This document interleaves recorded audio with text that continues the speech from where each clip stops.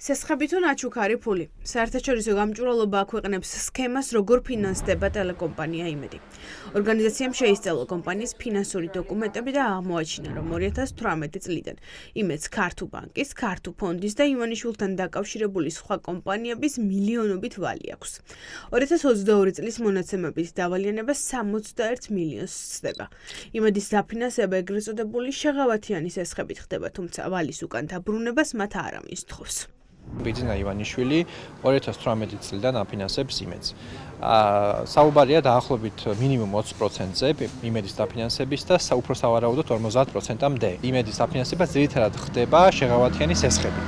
ამ კოლოსალურ სესხების პროცენტს იხდიდა როგორც ჩანს, თუმცა ამ სესხის დაფარვა არ ხდება და ყოველ წელს ხდება დამატება. იმედი არ მოელის, რომ მისი სესხებლები მოითხოვენ ამ თანხას უკან.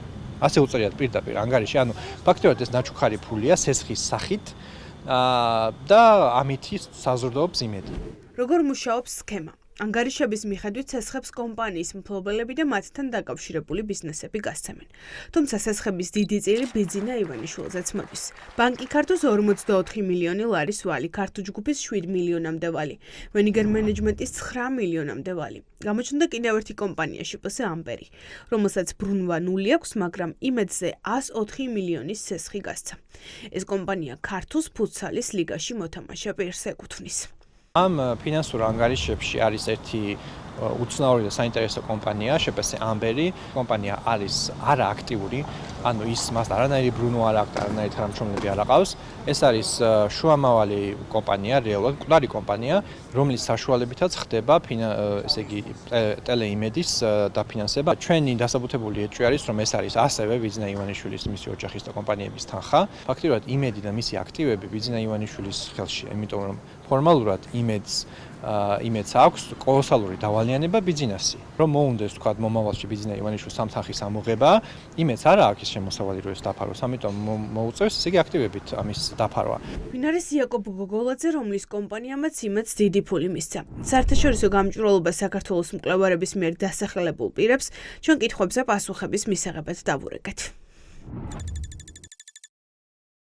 იმედზე თქვენი კომპანია სესხებს რა თანხებით გასცემდა? ტელევიზიიდან გირეკავთ, შპს ამბერი ხომ თქვენი კომპანია? როგორ გასცემდით სესხებს იმედზე? ქართულში ისევ მუშაობთ? ქართულში ისევ მუშაობთ, ბატონო იაკობ? თუ ისევ თამაშობთ ფუტსალის გუნდში? საერთაშორისო გამჭვირვალობამ ამ მონაცემების ანალიზის შემდეგ დაასკვნა, რომ ბიძინა ივანიშვილი იმედის მთავარი დამფინანსებელია. კომპანიის ბოლო 2024 წლის ფინანსური აუდიტის ანგარიშში წერია, რომ 391 მილიონი ვალი აქვთ და 454 მილიონიან ზარალზე არიან. სპეციალისტები ფიქრობენ, რომ ყველანაირი ფინანსური ლოგიკით იმედი დიდი ხნის გაკოტრებული უნდა იყოს.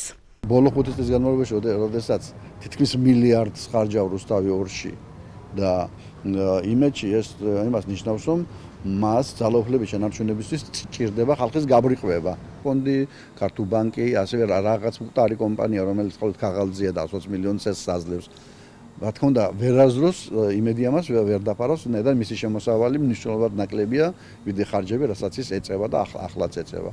ეს ნიშნავს, რომ შავი ფული მოედინება. მოახდინა თუ არა ეროვნულმა ბანკმა ქართლის მიერ გაცემული აი ეს სესხები მისი კვალიფიცირება როგორც უიმედოსი. იმედი არის რეალობაში ზომბი კომპანია, რომელიც ფინანსების ყველა კანონის მიხედვით უნდა იყოს დიდი ხანი დაკოტრებული, რადგანაც მინიმუმ 300 მილიონი ზარალი ჰქონდა მას ბოლო 6-7 წელიწადში.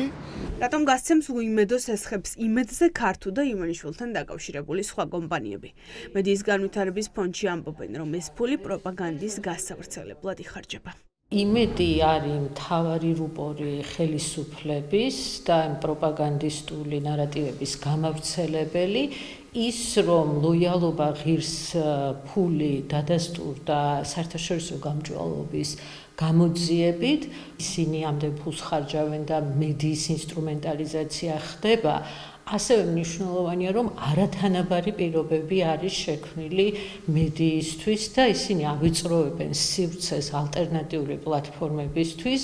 საზოგადოებას არ მიუწვდებოდეს ხელი ალტერნატიულ ინფორმაციაზე, რომელსაც ვერ აკონტროლებს ივანიშვილის ფინანსები და ვერ აკონტროლებს ხელისუფლება. ჯერ კიდევ სექტემბრის დასაწყისში ჰოლანდიურმა საგამოძიებო მედია პროექტმა გამოიძია იმედის დაფინანსების სქემა და დაასკვნა, რომ მედია, რომელსაც მფლობელი დამოუკიდებლად მოიხსენიებს, რეალურად ივანიშვილისგან ფინანსდება.